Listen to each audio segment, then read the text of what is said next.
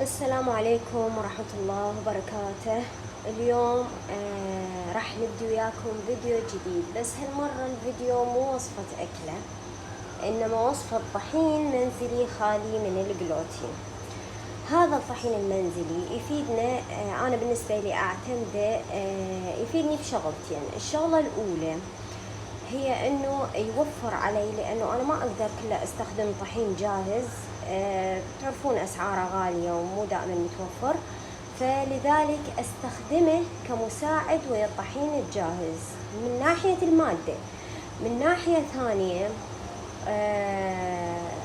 يفيدنا بانه بيه عناصر غذائية هواية، يعني اكثر من الطحين الجاهز. تعرفون احنا يعني غذائنا كله نقص بالنسبة لحالتنا، فلذلك نحتاج إلى دعم غذائي، يعني مواد غذائية بها فيتامينات، بها معادن أكثر نحصل عليها. لذلك أضيف هذه المواد حتى شوية تزيد الفيتامينات والمعادن بداخل الطحين اللي أصنع منه الخبز. طبعا هذه المواد مبدئيا هي هذه، هسه راح يعني أعدد لكم إياها، لكن أنا ما أعتمدها يعني بشكل مستمر. يعني ممكن أغير بالمواد حسب اللي متوفر عندي. ممكن مرة أستخدم مادتين، ممكن 3 مواد، ممكن يعني حسب الحالة. فلا تتقيدون بهذه الوصفة، إنما باللي متوفر عندكم. يعني متوفر عندكم بس رز، أطحن بس رز وأساعده ويا الطحين العادي. متوفر عندنا بس شوفان، بس شنو عندنا بعد، مثلا حمص. بالنسبة يعتمدون دائما لأنه ما يرفع السكر، على ما يعني على المعلومة اللي أعرفها، بس ما متأكدة من عندها الصراحة.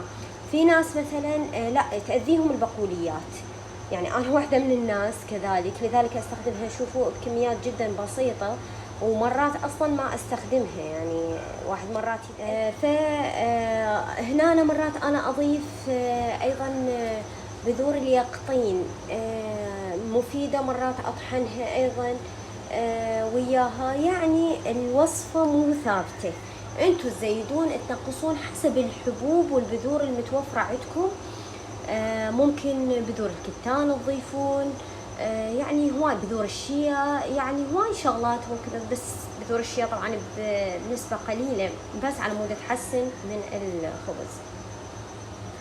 يعني القصد أريد أوصل لكم فكرة إنه هذه الوصفة هي وصفة يعني مثال، خلينا نقول، أو نموذج ممكن تعتمدوه، وممكن أنتم تضيفون وتنقصون براحتكم بالمواد. فراح نبدي بسم الله وعلى بركة الله، نعدد هذه المواد ونشوف شنو. بسم الله. عندي هنا الشيء الأساسي بالنسبة لي، يعني اللي ضفته هو الرز. شوفوا حتى كميته، هذه عبارة عن 3 أكواب. صارت عندي هذه الكمية، يعني أكثر شيء هو الرز هنا. بالدرجة الثانية هنا ضفت الشوفان، طبعا شوفان خالي من الجلوتين، اكو نوعيات خالية من الجلوتين. ايضا ضفته هنا يعني تقريبا 3 اكواب او اقل بشوية يعني. زين. عندي هنا هذا طحين اللوز. طبعا طحين اللوز غالي، يعني انا مو دائما متوفر عندي، احيانا اطحنه بالبيت، واحيانا اذا جاهز يعني اجيبه خالي من الجلوتين، او احيانا كثيرة أصلا ما أضيفه يعني للوصفة. فحسب يعني المتوفر عندكم تقدرون تشيلوه وتقدرون تخلوه. لكن مثل ما قلت لكم أنا يعني هذه كوصفة نموذجية على مود المواد المفيدة اللي ممكن تفيدنا. زين. هنا حمص، نسبة قليلة من الحمص. شوفوا، لأنه تعرفون الحمص والبقوليات أمعائنا تعبانة، فمو دائما نتحمل هذه الأمور. بس أهم شيء يعني إذا كان وزن تلقطوه تشوفون، لأن أنا دائما مرات ألقى حبوب حنطة من ضمن الحمص يعني. وهذه أيضا كاسة صغيرة من العدس همينة. العدس طبعا مفيد، معروف كل الزين عنه أنه هو مفيد. لكن قلت لكم أكو شخص يتحمل، أكو ما يتحمل. أنا مرات أضيفه، مرات ما أضيفه، حسب حالتك أنت، يعني شنو تتحمل أمعائك.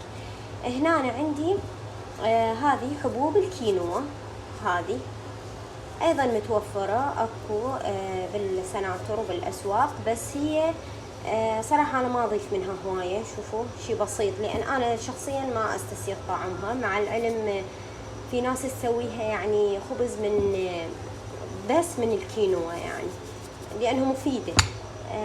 بس كطعم أنا يعني ما أضيفه هواية على مود لا يطغى طعمها على الوصفة.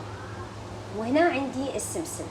السمسم ما راح أطحنه، يعني أخليه على حاله. بعد ما أطحن كل هذه المكونات، السمسم راح أضيفه وياه بدون طحن، مجرد يعني بهالشكل هذا على حاله. الفائدة طبعا احتواء على كميات كبيرة من الكالسيوم. هذه نسبة بسيطة جدا من حبة البركة، الحبة السوداء. هنا تقدرون أيضا تضيفوها يعني حالها حال السمسم بدون طحن، وممكن تطحنوها. أنا بالنسبة لي هنا أنا راح أطحنها، لكن تقدرون أيضا بدون طحن تضيفوها، بس نسبة بسيطة مثل ما تشوفون يعني، مو فد شيء. وأيضا اختيارية، يعني أريد أقول لكم إنه هذه المكونات كلها اختيارية، يعني أنتم تختارون اللي تردوا وتتركون اللي تردوا، وتضيفون إذا تردون مثل ما قلت لكم. أكو دخن، اكو بذور كتان، اكو هواي يعني من الحبوب المتوفرة اللي تقدرون تضيفوها لوصفاتكم. فعلى بركة الله عندي طاحونة أنا بالبيت، ولازم تحاولون قدر الإمكان كل واحد يحصل على طاحونة. أعرف مرات يعني تكون أسعارها غالية، بس نحاول هذه الطاحونة الصغيرة سعرها ممكن يكون مناسب، لأنها تفيدنا يعني إحنا كمصابين بحساسية الحنطة. تفيدنا هذه الطاحونة، ما ضامنين يعني الطاحونات البرة إن كانت ملوثة أو لا، فهذه تفيدنا. نجيبها ونطحن. راح أطحن هذه المواد واحدة ورا الثانية إن شاء الله، وأشوفكم بعدين النتيجة بإذن الله. شوفوا ما شاء الله، هذا أول ما طحنت الرز وخليت وياه الكاسة الصغيرة مالت الحمص المجروش. هذا أول شي طحنته.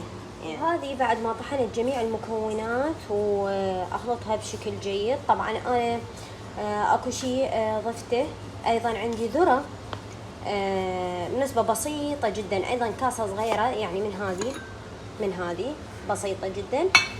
طحنتها وأيضا ضفتها للخليط. ما ظهرت بالفيديو، لكن أنا يعني حبيت أنوه على هذا فهنا هذا الطحين صار طحين تقريبا متكامل، يعني بمواد وعناصر غذائية متكاملة. وأرجع وأعيد وأكرر، أنا مو دائما أستخدم هذه الوصفة، حسب يعني مرات أقدر أستخدمها ومرات لا. يعني مرات نقدر نستخدمها إذا أمعائنا يعني شوية تتحمل بقوليات أو شيء، ومرات ما أقدر الصراحة، ومرات ما متوفرة عندي كل المواد وهكذا. لكن أنا أستخدم هذه الوصفة، أعتبرها وصفة أساسية. يعني إذا أردت أسوي خبز أضيف مثلا خلينا نقول كوبين من هذا الطحين ب3 أكواب من الطحين الجاهز، لأن هذا الطحين الوحدة ما أقدر يعني أستخدمه، ما متماسك ولا بطراوة، لكن بفوائد.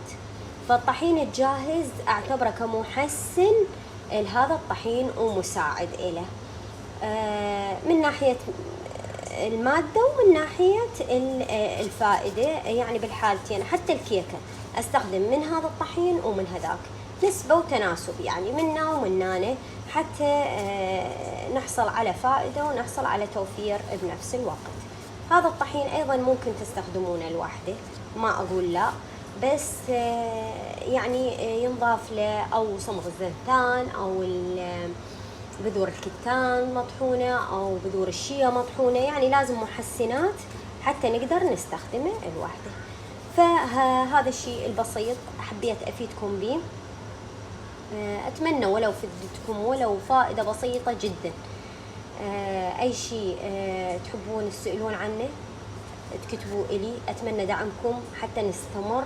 إذا حسيتوا أنه أنتم جاي تستفادوا من هذه الفيديوهات، أتمنى دعوة من عندكم بسيطة، دعوة حلوة وجميلة، وأتمنى لكم صحة وعافية، وألتقيكم بإذن الله وبحوله وقوته بفيديو جديد خالي من الجلوتين إن شاء الله تعالى.